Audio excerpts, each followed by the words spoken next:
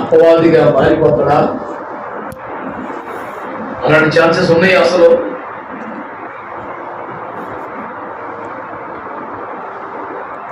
యేసు ప్రభుతో అంతకన్నా క్లోజ్ ఉన్నాడు ఎవడని ఇప్పుడున్నాడు భూమి మీద. యేసుతో వరకు అనుబంధాలు ఏమన్నా సామాన్యమైనవా?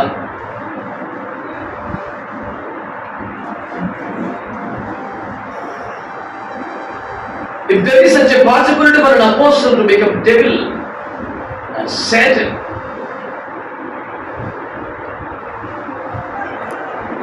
do you feel that you are in a safe zone?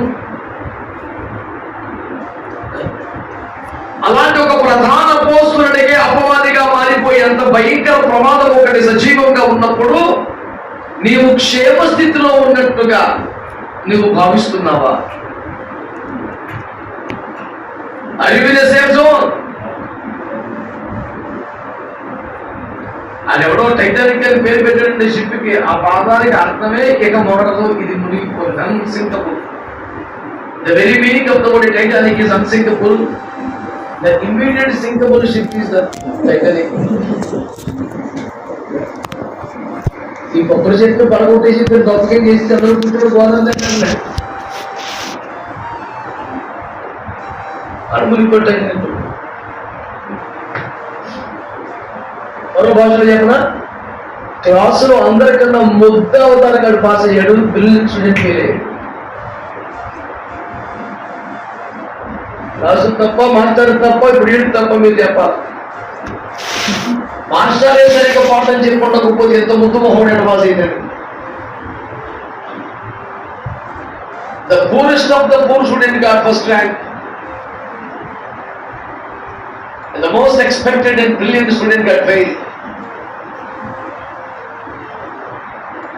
ఇప్పుడు మీరు చెప్పాలి లోపం ఎక్కడ ఉందో మరి. నా పాయింట్ ఒకటి, అపవాదే అపోస్తలుడే అపవాదిగా మారిపోతే పరిశుద్ధాత్మకు ఆలయముగా మారవలసిన ఒకడు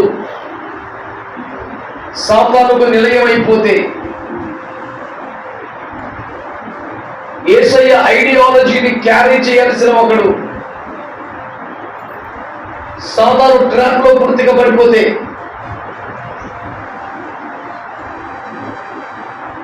మనము పర్వాలేదనే క్షేమస్థితిలో ఉన్నట్టేనా అన్నదంటే నా ప్రశ్న.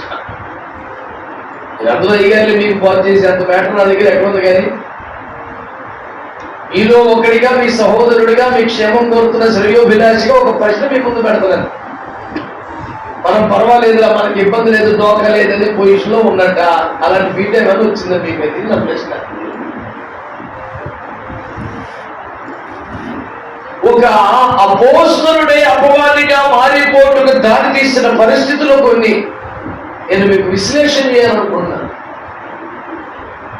ఇది చాలా చాలా చాలా చాలా ఖరీదైన పాఠం. యాక్చువల్గా అత్యంత భారీ స్థాయి సెమినార్ లో డీల్ చేయాల్సిన సబ్జెక్ట్స్ లో ఒకటి. ఈ పూట ఈ కుంపట్లో మనం కూర్చొని దీన్ని డిస్కస్ చేస్తాం. ఏ నెల పట్ట పగలు పిట్ట మధ్యాహ్నం.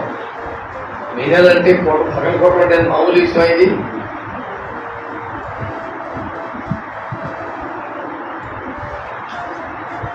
దేవుని ప్రభుత్వం లెక్కించని కొబ్బరి చెట్లు మధ్య చేసుకొని పెట్టాడు.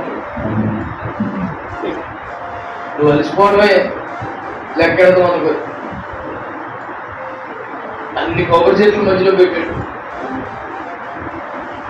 దేవుని స్తోత్రం.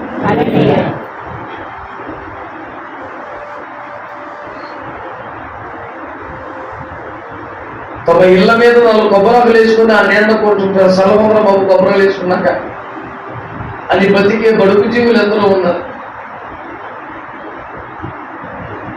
ఏదో మళ్ళీ కొబ్బరి తోటలోనే పెట్టి ఎండాక వాళ్ళు వదిలేసుకుని మురిసిపోతారు. అమ్మాయికి చెట్లు తోటలే మీకు ఇచ్చేసారు. నిర్వాహకులందరికీ పిల్లరా, నేను మీకు ఒక మనవి చేస్తున్నాను. అపోస్తలుడు అపవాదిగా మారిపోవడం ఎంత దారుణం అండి. భరింపలేని భయంకరమైన విషయం. దీనికి దారి తీసిన పరిస్థితుల గురించి కొంత విశ్లేషణ చేస్తున్నాను. తప్పైతే సరిచేయండి, ఒప్పు అయితే అప్పగించుకోండి. ఏమైనా మార్చుకోవాల్సిందంటే ఇమ్మీడియట్ గా మార్చుకోండి. అన్నీ మార్చుకోమని చెప్పేది కూడా నిర్మోహమాటంగా చెప్పడం ఇబ్బంది లేదు. నాకు నీవు, నీకు నేను ఒకరికొకరు అర్థం చూసుకొని చెప్పుకుందాం, ఇబ్బంది ఏమి లేదు. ప్రియులారా, ఒక మాట మీకు మనవి చేస్తున్నాను.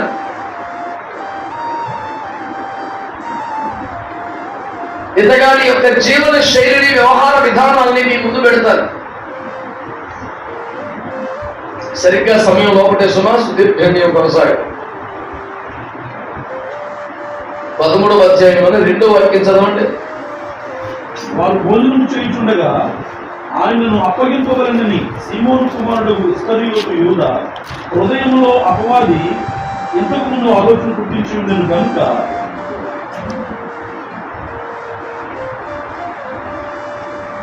ఇస్కరియోతు మనస్సులో అపవాది విత్తనములు వేయించున్నాడు. ఇస్కరియోతు యూదా మనస్సులో అపవాది ఆలోచనలు పుట్టించుచున్నాడు, పెట్టుచున్నాడు. కొన్ని విత్తనాలు వేసుకున్నాడు వచ్చి.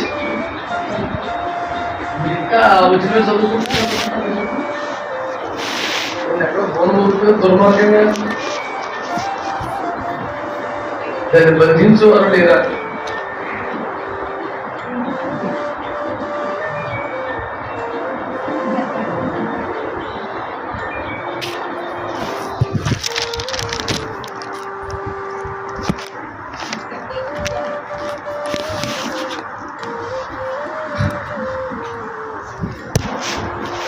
ఆ ఫోన్ వారికి సైలెంట్ గాను మరొక సౌండ్ గాను ఉన్నది. ఇది ఎంత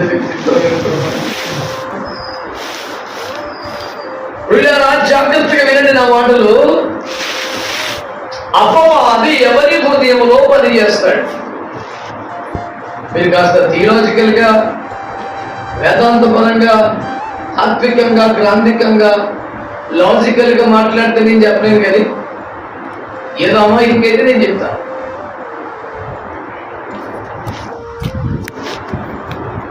అపవాది ఎవరి హృదయంలో పనిచేస్తాడు? 3 సంవత్సరాలుగా వెనక తిరుగుతున్నాడు. హల్లెలూయా, స్తోత్రం, ఆమేన్, ప్రైజ్ ది లార్డ్ అన్నాడు. మొత్తం క్యాష్ మేనేజ్మెంట్ మొత్తం మనోడే. ఉన్నవాళ్ళకి responsibility, key person, very important. ఎవరి కారుకి VVIP స్టిక్కర్ ఉంటుందో ఆడే వేసుకొని ఇలాంటి ట్యాగ్ లైన్స్ అని కోటేయచ్చు. ఇలాంటి ఒక క్యాండిడేట్ ప్రార్థనలో ఉండగా, ఆరాధనలో ఉండగా అప్పాది వచ్చి, అరే గురువు గారు నమ్మిన డబ్బులు అవుతాయి అని చెప్తున్నాడు. యేసుక్రీస్తును అప్పగించవలనన్న ఒక తలంపు అపవాది వాళ్ళు పెట్టాడట. మీరందరూ లేఖన మెరిగిన ఉద్దండ పిండ దైవజనులే కనుక మత్తయి సువార్త 12వ అధ్యాయం ప్రకారం చదివితో పూర్వం 12వ అధ్యాయం ప్రకారం అపవాది ఒక మనుషుని వదిలిపోయిన తరువాత అది విశ్రాంతి కోర్చు నీరు లేని చోట్ల వెతుక్కుచుండెను. ఆ భక్తుడు కొనాలి. స్తోత్రం చెప్పండి. హల్లెలూయా. ఏమో మీరు అంతా చెప్పరేంటి? కబర్ అయిపోతున్నాం. అప్పుడు చేతులు పట్టి దేవుడు చూపించాడు.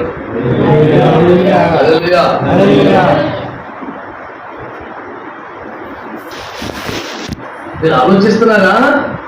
అపవాది ఒక మనుష్యుని వదిలిపోయిన తర్వాత విశ్రాంతి కోరుచు ఎక్కడ తిరుగుతుందిగా? నీరు లేని చోట్ల. అనండి, బైబిల్ గ్రంథంతో ఏమాత్రం పరిచయం వారికైనా శ్రేష్టంగా తక్కువ చెప్పగలిగిన విషయం నీరు దేవుని వాక్యానికి సాదృశ్యం. ఎఫెసీ పత్రిక 5:25 ప్రకారం 27 ప్రకారం వాక్యం అనే ఉదకముతోని ప్రభు తానే చెప్పాడు. యోహాను సువార్త 7:37లో ఆయన విశ్వాసం చూడవాడి కడుపులోంచి జీవ జల నదులు బయటికి పారును అని చెప్పాను. తన విశ్వాసం వారు పొందము ఆత్మల గురించి ఆయన ఈ మాట చెప్పాడు. కాబట్టి నీళ్ళ దేవుడి ఎఫెసీ 5:25 నీళ్ళు అంటే ఏంటి? యోహాను 7:37 నీళ్ళు అంటే ఏంటి? కాబట్టి బైబిల్తో ఏమాత్రం పరిచయం వాళ్ళకైనా ఈజీగా తెలుసుకోవాలి. నీరు దేనితో పోల్చబడింది? ఇప్పుడు సైతాన్ గారు ఏమన్నాడు? నాకు విశ్రాంతి ఇచ్చే స్థలం ఒకటే, అది నీరు లేని చోటు అన్నాడు. ఎక్కడైతే నీరు లేదో అది చాలా ప్రశాంతంగా హాయిగా కొట్టడానికి. మానవుడు ఎక్కడ ఉండగలదు? ఎక్కడ నీరుంటే అక్కడ ఉండగలదు. సైతాన్ ఎక్కడ ఉండగలదు? ఎక్కడ నీరు. అని చాలా చాలా కదండి మరి. అడిగి మనకి సిద్ధం అవుతుంది. నీరు లేని చోట్ల తిరుగుతా ఉంటే నన్ను వదిలిపెట్టి నీ దగ్గరికి వస్తే అందరిలో సమృద్ధిగా నీళ్ళు ఉన్నది. వాక్యమో అభిషేకం కానీ ఫుల్ ఉన్నాయి. అది చోటు లేదు. చిరాకు వచ్చి లాస్ట్ డే ఫైనల్ ట్రైల్ గా నేను వదిలేసిన గొప్ప కొత్త మళ్ళీ వచ్చాడు. వచ్చి చూస్తే ఇదివరకు ఉన్నప్పుడు దరిద్రంగా చండాలంగా పెట్టగా లేకుండా ఊడ్చి అమర్చి ఉందట. వాడిని వెళ్ళగొట్టిన తర్వాత ప్రభుత్వం సెట్ చేశాడు. ఊడ్చమర్చి ఉందట, కానీ ఏమి లేదుట. అమ్మ బాబోయ్, ఇదివరకు అంత పెట్టగా మురికి ఉన్నది. ఒకదాన్ని ఎలా వెయిట్ చేయను. ఇప్పుడు నీట్ గా ఉన్నది. నాకంటే పనికి మరీ 7 దయ్యాలు తీసుకొద్దాం అని ఇదే రెస్పాన్సిబిలిటీ తీసుకొని వీటికంటే పనికి మళ్ళీ 7 దయ్యాల్లో కూడా గ్రేడ్ 1, గ్రేడ్ 2, గ్రేడ్ 3 ఉంటాయి అన్నమాట.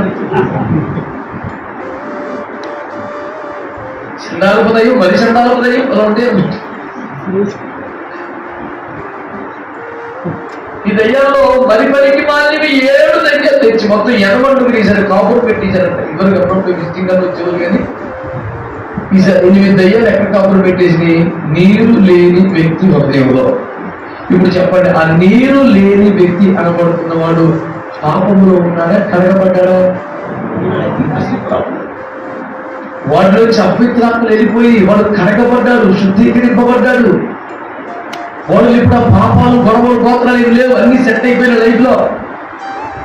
అంటే ఇప్పుడు కడగబడిన వ్యక్తి హృదయం, కడగబడని వ్యక్తి హృదయం కంటే సాతానికి మరి ప్రియముగా ఉన్నది. ఇది మీరు నోట్ చేసుకోవాల్సిన పాయింట్. మీకు నచ్చిన నచ్చిపోయిన సచ్చివి నేను చెప్పేది కొంచెం తిరగసం ఉంటుంది. అర్థం చేసుకుంటే సరే, లేకపోతే మరి నాకు. ఎందుకంటే కొన్ని చెప్తాను. అననీయ సభ్యులు ఇద్దరు కూడా చచ్చిపోయారు. ఎందుకు చచ్చిపోయారు? నా ఇంకా చూస్తే నేను చెప్తాను. వాళ్ళిద్దరు ఎందుకు చచ్చిపోయారు?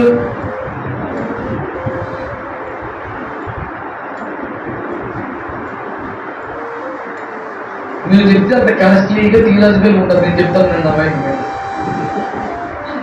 తిరిగి నాకు ఆ పుస్తకం చదువుకోలేదు. నేను చెప్పే సింపుల్ ఏంటంటే అందరూ తమ చేస్తే ఆస్తులు అమ్ముకుని ఇచ్చారు. వాళ్ళకి పేరు ఇప్పుడు వచ్చేసి మరి మా మమ్మీస్ ఇచ్చారు. అమ్మేసి చెప్పారు 3 లక్షలు 30 లక్షలు వచ్చింది. అంటే చేసింది అది ఇద్దరు ఆలోచించుకొని ఎందుకో 15 లక్షలతో 10 లక్షలు ప్రవర్తన చేసుకోమని చెప్తున్నా. ఆడుకోమని పే చేసుకోమని గొప్పకునే బుద్ధిగా సంబంధం వస్తే 15 లక్షలు ఇచ్చారు. 15 లక్షలు ఇచ్చేసి మీకు ఇంకో జోక్ చెప్పారు. ఇప్పుడు ఆర్థిక సంఘం అందరూ ఆస్తులకు ఇచ్చేసారా? అందరూ విశ్వసించిన వాళ్ళు అనేకులు మాస్టారు, అందరు కాదు కదా. మరి ఎట్లా ఒప్పుకున్నారు కదా. అంటే ఇంకా సందా ఎవరోడు 10 రూపాయలు ఎవరోడు శుభ్రంగా తెచ్చుకోలేడు. సగం ఆర్థిక తెచ్చుకోడు. ఇప్పుడు ఏం చేద్దాం? ఇచ్చి తెచ్చిపోదామా, ఇవ్వకుండా తెచ్చుకుందామా? మరి అది నేను కొంచెం తిరగేసుకుని ఉంటుందంటే చెప్పేది. అంటే ఫలితాన్ని ఏంటి?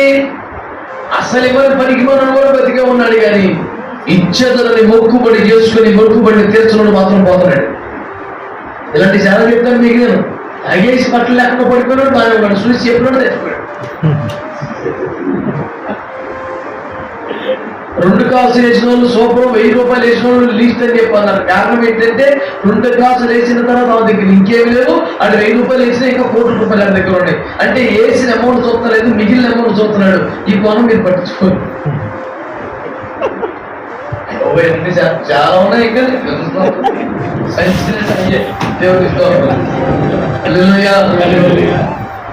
మీకు ఏమన్నా అర్థమైందంటారు? నాకు మన భారతీయ గానం తొలుస్తుందా? ఇప్పుడు వేసిన అమౌంట్ చూస్తే ఆడెక్కువ ఇచ్చినట్టు, మరి ఏమి ఎందుకు ఇచ్చినట్టు అయింది? ఇచ్చాక ఇవి దగ్గర ఎవరి దగ్గర చాలా ఉంది అంతేనా? అంటే ఇప్పుడు వేసి చూసాడా, బ్యాలెన్స్ చూసాడా? మనం జీవన చేయబడి ఒక 5 తీసేస్తున్నాం కదా, అది చూడలేదు. నీవు సేవకు అంత ఖర్చు పెట్టేవాడు చూడలేదు ఆయన, నీ కొరకు ఎంత ఉంచుకున్నాడో చూస్తున్నాడు. అయిపోయింది కాదు పర్వాలంతానే 50 రూపాయలు కాదు వేసే కానీ బైక్ పెట్టారు బాబు, వాళ్ళు వచ్చినాక పిల్లలు పొందించారు కాక అంతకు ఇవ్వలేక అమ్మాయి. నువ్వు ఏ చేసిందంతా నువ్వు చేసిందంతా 2 సూత్రాలు వేసుకో దేవుడిస్తూ. ఇంకా చేసి చెప్పాలంటే ఇందులో పడింది అనుకంటే అందులో ఉంచింది ఎక్కువ సూత్రాలు.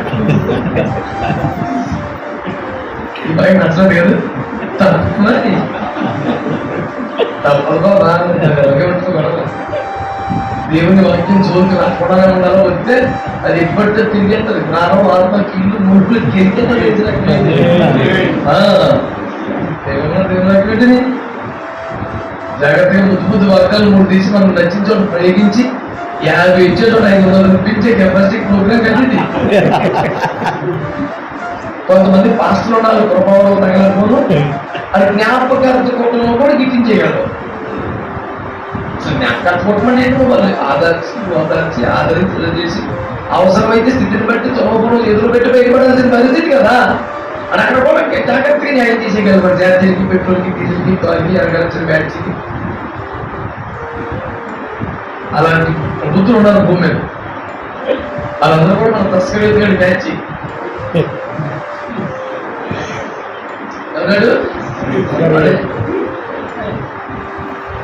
నేనేమంటుందంటే నువ్వు కడగబడిన వాడివైనా, మామూలు పొందిన వాడివైనా, పరిశుద్ధపరచబడవండి. హృదయం నింపబడకపోతే నువ్వు ఎప్పటికైనా డేంజర్ లో ఉన్నది.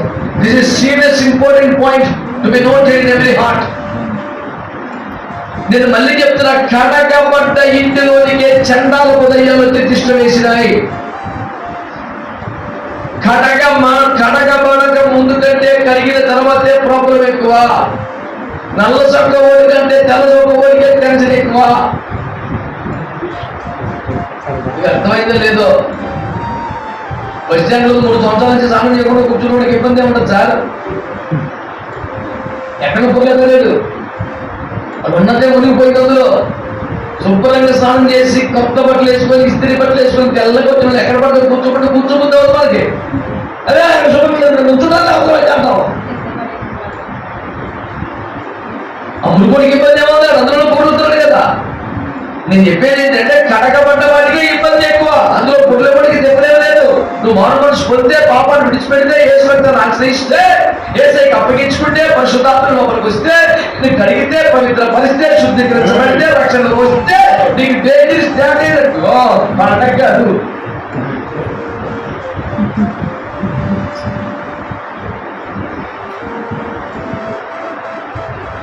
సబ్సిడీ కొనుక్కులో టెన్షన్ ఉంటుంది, బంగారు పాత్ర కొనుక్కుంటే టెన్షన్ ఉంటుంది. క్యాప్ వేస్తామని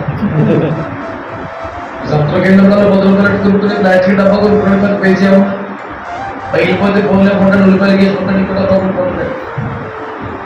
అది అలాగే నీకు పోయిందంటే దేవుని జీవితం పోయిందంటే దేవుని ఇస్తాం. కాబట్టి ఇస్కరియోతు గారి ప్రాబ్లం నెంబర్ 1 నీకు అర్థమైందా? అతడు పిలువబడిన, ఏర్పరచబడిన, అపోస్తలత్వానికి అంగీకరించబడిన, అతడు కడగబడిన, అతడు నింపబడకపోతే ప్రాబ్లమే. దేవునికి స్తోత్రం కలుగునగా. నువ్వు పిలువబడ్డవాడివైనా, కడగబడ్డవాడివైనా, ఏర్పరచబడ్డవాడివైనా అన్ని మంచివే. కానీ నువ్వు రోజు దేవుని వాక్యంతో నింపుకోకపోతే, దేవుని ఆత్మచేత నింపుకోకపోతే, ఉదయకాలం లేచి ప్రార్థనలో కూర్చున్నప్పుడు మరొకసారి దేవుని ఆత్మచేత నీ హృదయం నింపబడే వరకు నువ్వు మోకరించకపోతే, ప్రార్థించకపోతే, ఆత్మతో మరలా నింపబడకపోతే నువ్వు డేంజర్ లో ఉన్నట్టే నేను చెప్తున్నా. రాసిపెట్టు. ఇప్పుడు 20 సంవత్సరాల క్రితం ఆత్మపూర్ణం పొందేసుకుని చేసింది కాదు. అడుగులుకుని ట్యాంకులు చేసుకుంటూ ఉంటుంది ఎట్లా పొరపడాలంటే తోలుకొని ఊరంతా తిరిగేప్పటికి అయిపోతుంది. మళ్ళీ ఎక్కువతా పాస్టర్కి ఇంకేం చెప్తావు, ఇంకా తొందరగా అయిపోతుంది. ఎందుకని ఇడికి సార్లు అందరికి ఎక్కువ చేస్తూ ఉంటుంది కదా. స్తోత్రం చెప్పాలి. అట్టగానంటే ఏంటి, 10 దీపాలు లెగింతాడు ఇడుకున్న ఉంటుంది. ఆలయం 4 నూనెలు సరిపోతుంది. అలాగే అలాగే చిన్న చిన్న వెలిగించుకొని సిమ్ పెట్టుకుని అది గ్యాస్ లాగించుకుంటారు 50 సంవత్సరాల వరకు. మా ఇంట్లో సిలిండర్ 15 రోజులు 18 రోజులు వస్తుంది. మరి మా విశ్వాసం గొప్పలో దెబ్బొచ్చేస్తుంది మూడు ఎలా సిలిండర్ ఉందా ఉంది కదా ఎలా మాట్లాడలేదు నాకు 4 ఒకటేసింది. నీకు కాకుండా ఎవరో అడిగేస్తుంటాం రే సిలిండర్ ఉందా ఫుల్ ఉందా అంటే ఎక్కడ వేరే కూడా చేసి ఎత్తిపించారు కాలేజీకి ఇచ్చేసి ఇక్కడ పొయ్యాలా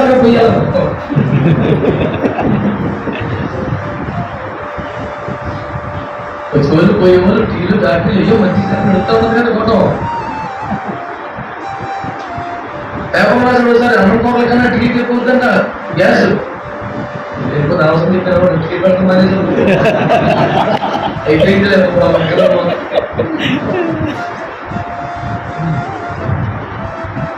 నా ఉద్దేశం ఏంటంటే ఈ తైలో ఎవరికి ఎక్కువ తగ్గుతాడంటే పాస్టర్లకే. చూడండి ఇద్దరు మీద చేతులు పెట్టేస్తారు అభిషేకించేస్తుంటాడు మనోడు.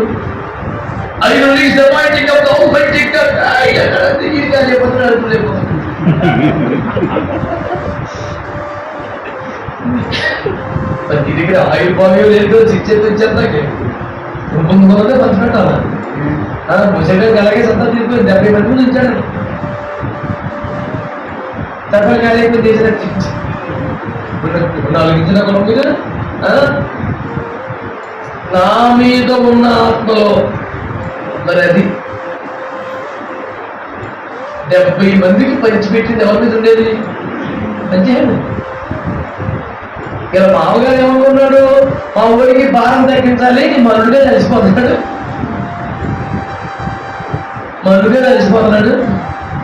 మనుడి గారికి వెళ్ళకపోతే పెద్ద క్లీన్ చేయాలి తెచ్చిపోతున్న కూతురు ఏమైపోతుంది. మా ఊరు సుప్రీంకోర్టు జడ్జి చేశాను సెషన్ కోర్టు మున్సిపల్ కోర్టు జిల్లా కోర్టులతో పిల్లగాని పెట్టాను అని మంచి ఫార్ములా వేసి చిత్రోస్ ఫార్ములా అంటా ఉంటాను మేనేజ్మెంట్ స్కూల్స్ లో ఎంబీఏలో కూడా చెప్తారు క్లాస్ వాళ్ళకి జోసెఫ్స్ మేనేజ్మెంట్ అని చిత్రోస్ ఫార్ములా ఎన్ని అంటారు కానీ టెక్స్ట్ పేజీ అది పట్టుకోరికి వెళ్తారు కానీ 13 కాలేజీలో మమ్మల్ని చెప్తారు. స్టీల్ ప్లాంట్ ఇంజనీరింగ్ ఆఫీసర్లు ఉద్యోగాలు ఇస్తుందంతా మేనేజ్మెంట్ ట్రైనింగ్ అని చెప్పేసి టీఎన్టీసీలో చదువుతుంది. ట్రైనింగ్ అండ్ డెవలప్మెంట్ లో మేనేజ్మెంట్ ట్రైనింగ్ అని 1 year చదువుతారు. ఈ మేనేజ్మెంట్ ట్రైనింగ్ లో వాళ్ళు చెప్పే క్లాసులు ఏమనుకున్నారు అందరూ బ్రాహ్మణులు ఆర్ఎస్ఎస్లు భక్త వ్యతిరేకులు అనేది చిత్రోస్ ఫార్ములా అంటాడు. Joseph's management David's ruling Solomon's wisdom నువ్వెవరా పొద్దున్నతో మా మీద సన్నాసి చెప్తున్నది మాదే నేను అంటున్నాను మరి అన్ని అదే ఇంగ్లీష్ చెప్తున్నాడు కదా అని తప్పించి నన్ను చెప్పితే ఫ్రీగా చెప్పేస్తాను నేను ఆ మేనేజ్మెంట్ క్లాస్ చెప్పాను కానీ ఇంకోటి డబ్బు నేను అంటున్నాను తప్పించేదో నేను ఫ్రీగా చెప్పేస్తాను. ఇంట్లో ఫార్ములా ఆల్రెడీ తెలిసి నేను చెప్తాను ఇంకా. నా పాయింట్ ఏంటంటే నువ్వు మంచోడు అయినా సరే నువ్వు పంచి పెడతావు కాబట్టి నీకు అయిపోతుంది కాబట్టి నువ్వు ఎక్కువ నింపబడాలి. అది నా పాయింట్. నువ్వు కడగబడిన వాడివే మంచి వాడివే పరిశుద్ధుడివే నీతిమంతుడివే కాదంటలేదు. నువ్వు వాడబడుతూ ఉంటావు కనుక నువ్వు విడుదల చేస్తూ ఉంటావు కనుక జనములకు దీవెనకరంగా మాడుతుంటావు కనుక ఎప్పటికెప్పుడు ఖాళీ అవుతూ ఉంటావు. ఇరిగెత్తి ఎప్పటికే తైలం అయిపోతుంది తిరిగే కారికే తైలం అయిపోతుంది. వాడబడే దైవజనుడే ఖాళీ అవుతున్నాడండి. వాడు ఎప్పటికప్పుడు నింపబడకపోతే ఆ శూన్య హృదయమును నిత్యల మేఘమును ఖాళీ ప్రాంతాన్ని చూసి అనవుతుంటాడు. చిన్నదో చేసి వెళ్ళిపోతుంటాడు.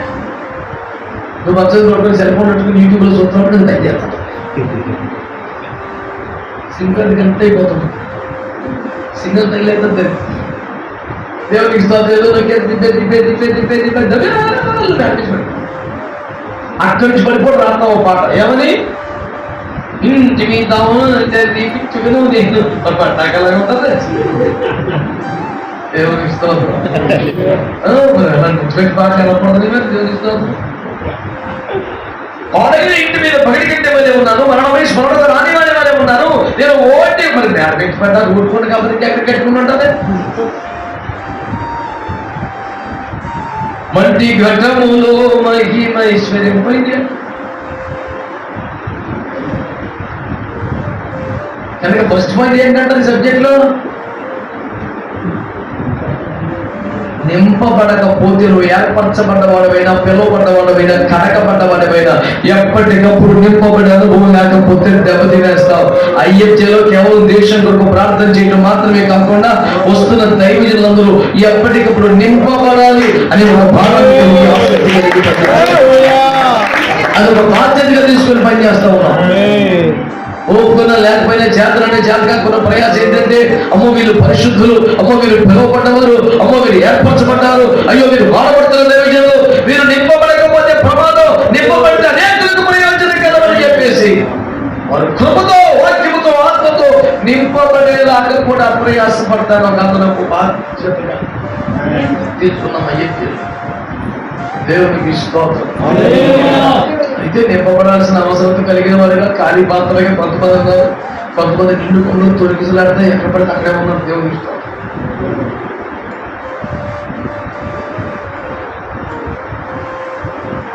నింపబడకపోతే అపవాది యాక్సెస్ ఉంటుంది. నేను చెప్తున్నా, ఒక్కొక్క మొక్క సౌదర్ అయినది కానీ అయిపోయింది. ఎక్కడ నేను చెప్పాను. రెండోది,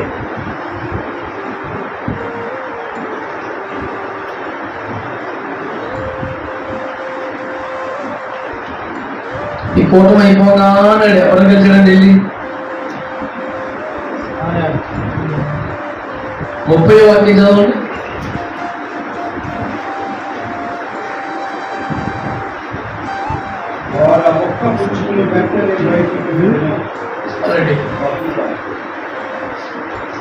ఎక్కడికి వెళ్ళాడు? ప్రధాన యాజకుని దగ్గరికి వెళ్ళాడు, పెద్దలకు వెళ్ళడానికి వెళ్ళాడు. నేను యేసు ప్రభుని అప్పగించేద్దని అనిపిస్తారు మీరు నాకు అని అడుగుతాకి వెళ్ళాడు. నా పాయింట్ ఏంటంటే, ఆ ప్రధాన యాజకుడితో, పరిచయులతో, శాస్త్రులతో వీడికి కొత్తగా పరిచయం ఏంటంటారా, పాత పరిచయం అంటారా? చెప్పలేదు కదా. వాళ్ళు ఏంటంటే మాకు ఎప్పుడు ఫస్ట్ ఇచ్చారు, ఇవాళ మీరేదో వచ్చారు కానీ కొత్తగా ఏం చెప్పారు కదా, అది ఎప్పుడు కరెక్టే. యేసు బ్యాచ్లో కలిసి 3 సంవత్సరాలు అయితే అంతకుముందు ఎప్పటి నుంచో అదే కదా, కాదు నాన్న. కానీ మనం పిలువబడ్డాక, అపోస్తులు అయ్యాక, నీకు ఒక రేంజ్ పెరిగాక, నీకు ఒక పొజిషన్ వచ్చాక, నీకు ఒక మూమెంట్ వచ్చాక, నీకు ఒక బాధ్యత ఇచ్చాక, నీకు ఒక రేంజ్ వచ్చాక మరి నువ్వు పాత్ర చూపించా.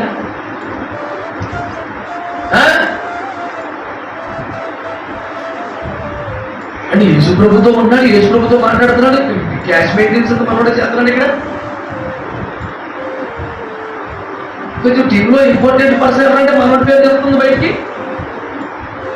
యేసు ప్రభు పరిచయం లేని కాలంలో ఉన్నటువంటి ఆ పాత స్నేహాలన్నీ సజీవంగా, క్షేమంగా అలాగే ఉన్నాయి. నా మాట అర్థమైందంటారు మీకు? మనం మారాక, ప్రభు నమ్మాక, బాప్తిజం పొందాక, సేవకు వచ్చాక మనకు పాత స్నేహాలు ఉండకూడదు. మీరు ఒప్పుకుంటే ఏమన్నా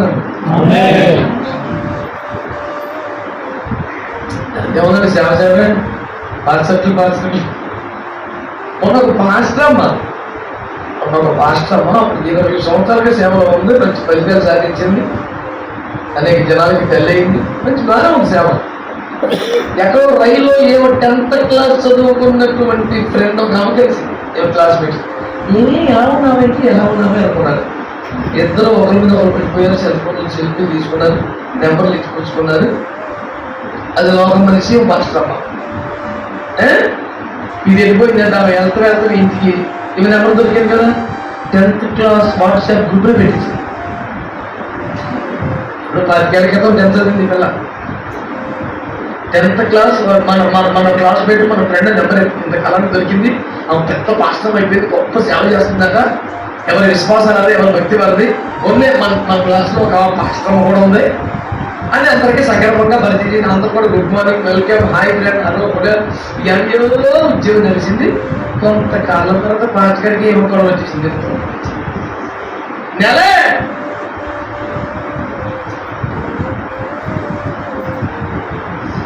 ఎప్పుడు లేదు, తెల్లగట్లు వేసేసి కూడా గొప్ప బయటకి వెళ్తుందండి పిల్లలు. ఆన్సర్ పెట్టేస్తుంది, ఫోటోలు షేర్ చేసేస్తుంది, సెల్ఫీలు తీసేస్తుంది, పోస్ట్ చేసేస్తుంది. వీళ్ళకి ఎక్కడ వచ్చేసింది ఏంటన్నా 10th క్లాస్ చూడటం ఇంకా మనం ఎక్కువైపోయింది. అయితే చదువుకున్న రోజులు ఏదో వ్యవహారంలో ఉండదు. నిజానికి ఒక దరిద్రం లేదు, మంచిది కదా. నేను చెప్పేది యవనస్తులకి, యూత్కి చెప్తే బాగుంటుంది. మా దాకా ఎందుకు, మేము అంత అమాయకులు కనపడుతున్నాం నీకంటారు. దేవుడికి నన్ను మన్నించండి, మీరేం తీసుకురాకపోతే. కానీ నాకు కావాలని చెప్తున్నాను, చాలా డేంజర్. నేను వాట్సాప్ గ్రూప్ లో ఇంచుకొని చెప్పట్లేదు. దైవజనులుగా మనకి పాత స్నేహాలు, లోక స్నేహాలు కరెక్ట్ కాదు. పేరు చెప్పకూడదని ఒక ప్రముఖ క్రైస్తవ సంస్థ నాయకుడు విశాఖపట్నంలో ఉంటాడు. పెద్ద సంస్థకి నాయకుడైనా, పెద్ద బిషప్ అయినా, మరి మామూలుగా సెంటర్కి వెళ్ళి వచ్చిన రావులపల్లి వచ్చిన కొత్త అమెరికలు వచ్చేస్తాడు. సరదాగా సాయంత్రం కూడా నేను సివిల్ కలుసుకుంటూ అడుగు తిరుగుతున్నాడు. చాలా మంది తెలియదు. కారణం తెలుసా? అతనికి క్రైస్తవుల్లో, సేవకుల్లో పేదల పట్ల భారం ఎక్కువ. అతని కసి ఏంటంటే మన పాస్టర్ల పిల్లల్ని డాక్టర్లు చేయాలి. వైద్య విద్య అంటే కోట్ల రూపాయలు అయిపోయింది. రోజున 50 లక్షలు 80 లక్షలు 2 కోట్లు లేకుండా మెడిసిన్ సీట్ లేదు. కాబట్టి నేను ఫ్రీగా చదివించాలి అని మెడికల్ కాలేజ్ పెట్టాలని కేవలం పాస్టర్ల పిల్లల మీద ప్రేమతోనే క్రైస్తవుల్లో నుంచి డాక్టర్లు చేయాలనే ఖచ్చితంగానే కష్టపడ్డాడు. అందులో దురుద్దేశం కానీ, దుర్మార్గం కానీ చిన్న పొరపాటు పడలేదు. అయితే అతను కష్టపడి అమెరికాలో తిరిగి ఫండ్ రైజ్ చేశాడు. తెలుసా? 100 కోట్లు. ఇక్కడికి వచ్చాక అర్థమైంది 100 కోట్లతో మెడికల్ కాలేజ్ పూర్తవుతే కనీసం 300-400 కోట్లు ఇవ్వాలని తెలిసిందని. దుర్మార్గమై ఇంత వ్యవహారం ఉంటుందా అంటే ఉంటుంది. ఢిల్లీ కానీ తలుపుకొని రావాలి, అంత ఈజీ కాదు అని తెలిసింది. ముగ్గురు అన్నిల్ని వైజాగ్లో రిలీజ్ చేసేసారు. 2 గారు ముగ్గురు పట్టుకున్నాడు.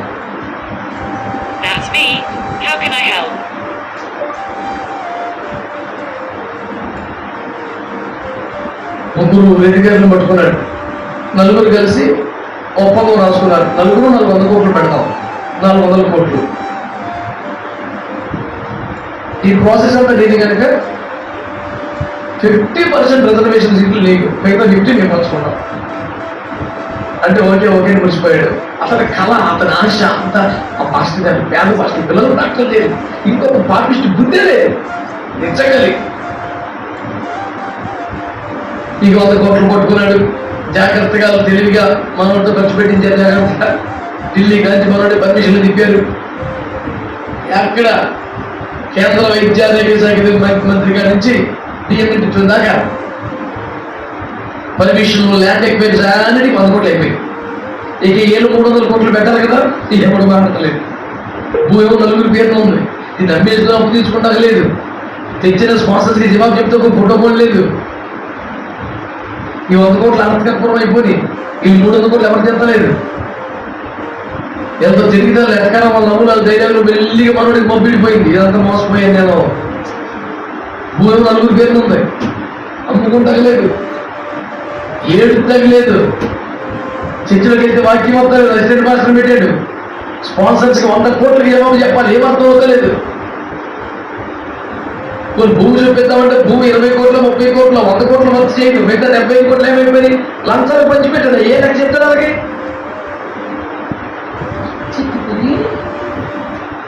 సిగరెట్లు కాల్చుతాం, ముందు ముందు అయిపోయి పెద్దదైతే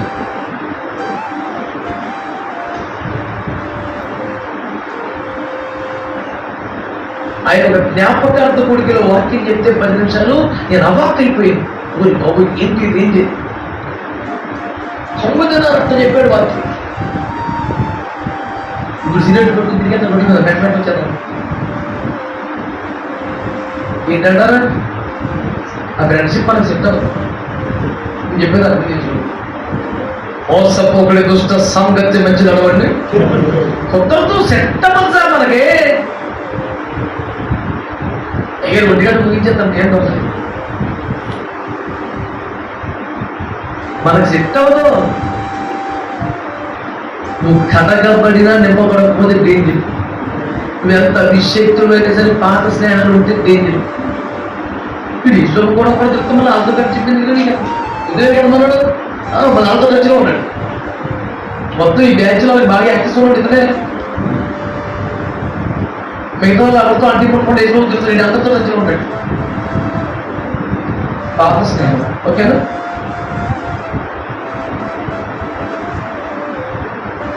యోహాను సువార్త 12:6 చదవండి.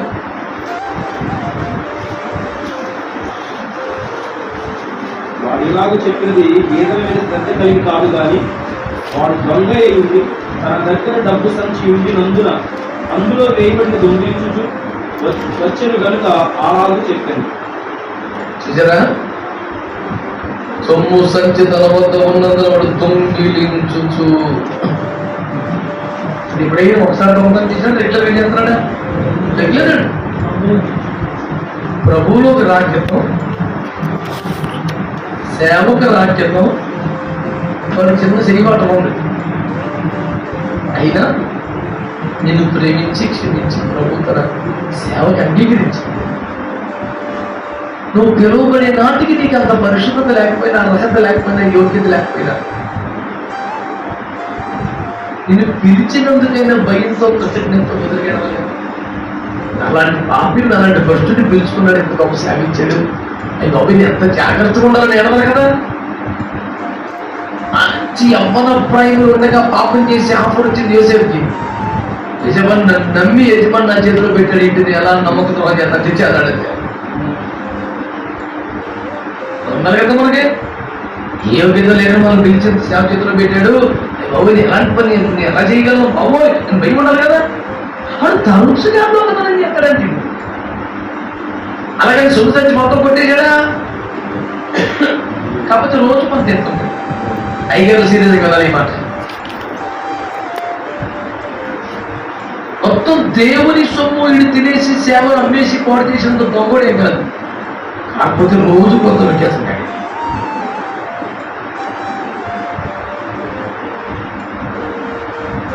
ఆ ప్లేస్లో మనం పెట్టుకున్నాం ఒకసారి చూడండి. ఒకసారి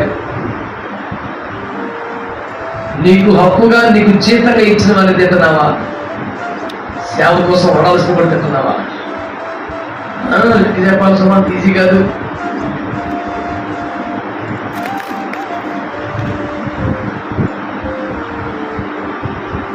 దేవుని వాక్యంలో మనం మన ప్రాచీన స్వభావం, పాత స్నేహాలు అన్నాను కదా, వీడి ప్రాచీన స్వభావం దొంగతనం చేయలేదు. పోవాలి సేవకొచ్చాను, మరి ఎంత గొప్ప భాగ్యం ఇచ్చాను నీకు. సేవ కరాకెత్తున్న పలకెత్తులే ఆ పనికి మళ్ళీ లేపాలి, మనంతా ఇంకా ఉంటారు. మరి తొందరగా దెబ్బతినేసాడు.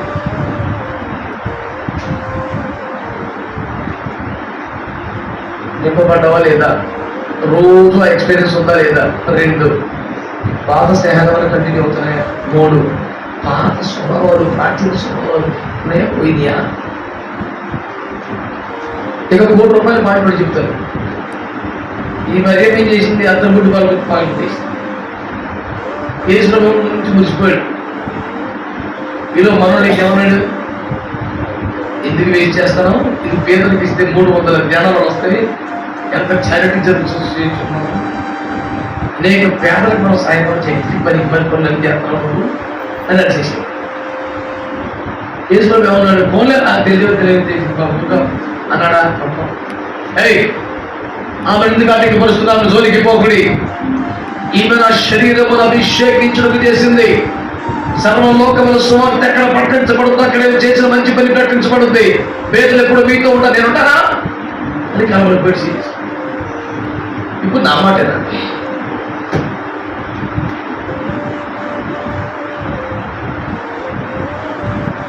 ఆ మాట కూడా రాశాడు 13 చదివారు. అలా మాట అన్నది 12:6లో బీదల మీద ప్రేమ కాదు, అనుకుంది డబ్బులు వచ్చేది వాళ్ళ చేస్తలేదు. అది అమ్మేసి 300 ధ్యానాలు నేను చేతికిచ్చి చారిటీ చేయడానికి తునోపురం వచ్చేది ప్రేమ శాతం ఉంటుంది. అలాగని మొత్తం తినడం, ప్రతిసారి ఏదో ఒక పనిలో ఏదో ఒక రూపంలో తునమో పనమో చిన్న శిలపడు కొట్టే తప్ప మన చేత ఉండదు. ఆయనకి దెబ్బపడు పొందించినా తిన్నాడు. అక్కడ ఎలాంటి పడుతున్న పండుగ చిన్న కొట్టుకుంటాడు. ఆ స్వభావం వాడికి ఉంది. ఇప్పుడు నా మాట వినండి, వాడికి చారిటీ ముఖ్యం అంటాడు, యేసులో అంటాడు లేదు నేను ముఖ్యం అంటాడు. నా శరీరమును అభిషేకించింది. ఎఫెసీ 1:23 ప్రకారం, 1 కొరింథీ 12 ప్రకారం శరీరం అంటే సంఘం. క్రీస్తు శరీరం అంటే క్రీస్తు శరీరమునగా సంఘమును అభిషేకించుటకు ఈ డబ్బు ఖర్చు పెట్టడం కరెక్టే అన్నది యేసుప్రభు. ఎందుకు డబ్బులంతా అట్టాగలేసారు, తీసుకెళ్లి మనం జాగ్రత్తగా పేదలకు పంచి పెడితే 10 మంది కడుపు పెడతారు, 10 మందికి చీరలు కొనొచ్చు, అనవసరంగా వాచ్ చేసేసావు అంటాడు. అభిషేకమా చక్కటియా మనకి ఎటు చెప్పండి.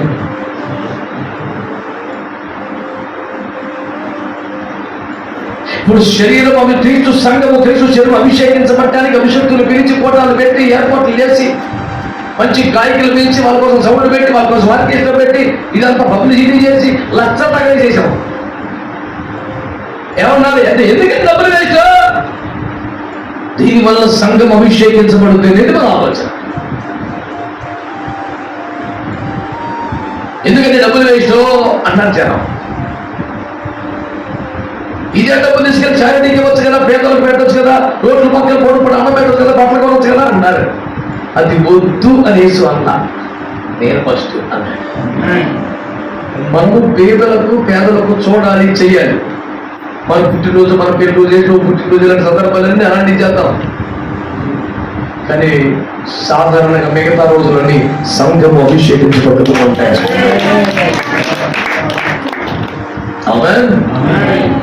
చేత నేను మీకు చేస్తున్న మనం ఏంటంటే, రోజు నింపబడి అనుభవం లేకపోవడం వల్ల, పాత స్నేహాలు మారకపోవడం వల్ల, ప్రాచీన స్వభావాల్ని జయించకపోవడం వల్ల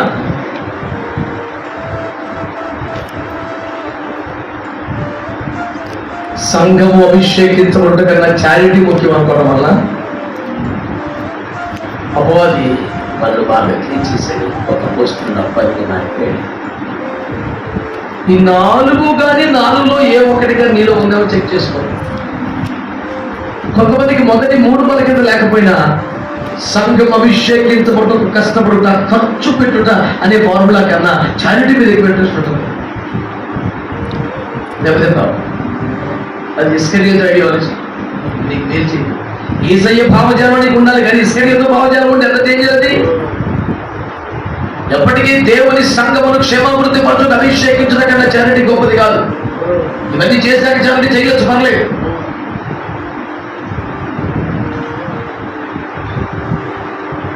తప్పనిసరిగా పేదలకు మనం చూడాలి. అది చేయకపోతే భక్తే కాదని చెప్పేసి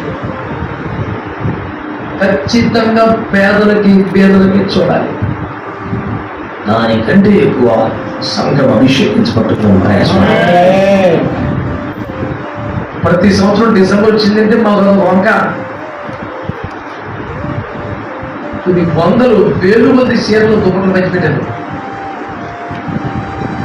ఏ వీధిలో అయితే సువార్తకు పర్మిషన్ లేదు, ఆ వీధిలో క్రిస్మస్ కొట్టమంటే పర్మిషన్ ఇస్తారు. అది ఒక్క మాకు నాకు క్రిస్మస్ ఎక్కడ, మాకు గుడిపేట ఎక్కడ, ఒక రోజు అదే దేవునిస్తాం. ఆ ఒక్కడే ఎట్టేస్తాం, ఆ సర్పంచ్ని పిలుస్తాం, ఆడ చేతికి కొన్ని 100 చీరలు పనిచేయడం కాదు, ₹10 వచ్చినా కానీ పేపర్లన్నీ కొట్టి వచ్చేస్తారు. కానీ అంత సంభవం ఆ చీరలు కొవ్వొత్తులు కానీ అన్నీ మనీ ఆ గుడ్డలు వచ్చేది పేపర్లో.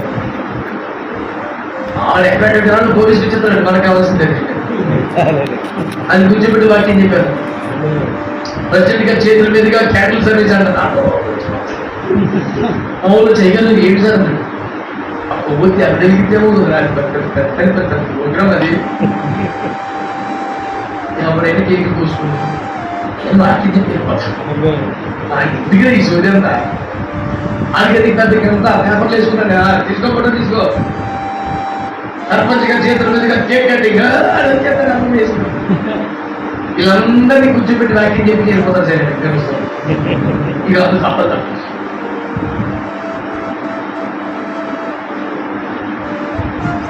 కొన్ని సంవత్సరాలుగా మా సంఘంలో క్రిస్మస్ సీజన్లో ఎవరు కొత్త కూడా కొనుక్కోడు. మా చర్చిలో ఎవరు బిర్యానీ కూడా వదిలా,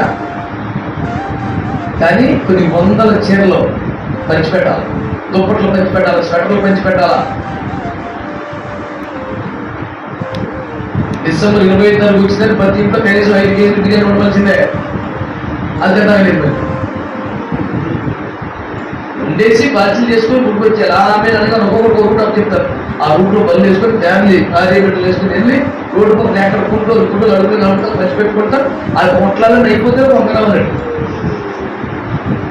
ఒక్కొక్కరు 4 ఇడ్లీలు వచ్చాయి, 4 వచ్చేవాడు అయిపోయింది. 4 బిర్యానీ ఓకే, మీరు తినేసారంటే మరి సిలివేరు తీసుకొని పెట్టండి. ఏమేంటి చారిటీ మాకని ఎక్కువ చేస్తున్నాం, భూమి మీద ఇస్తారని చేస్తున్నాం. కొద్ది ముందు వచ్చి మాకు గుడే పడిపోయి గుడాలో పెట్టుకుని ఊరందరూ దీని పెంచి పెట్టాం విశ్వాసం అంతా డబ్బులు వేసుకొని. చారిటీకి మనం వ్యతిరేకంగా చేస్తాం, కానీ దానికంటే ఎక్కువ సంఘం అభిషేకించబడాలి. మన ఫస్ట్ టార్గెట్ అది, నెక్స్ట్ టార్గెట్ అది. దేవునికి స్తోత్రం. ఈ 4 ఫార్ములాస్ పాటించారా?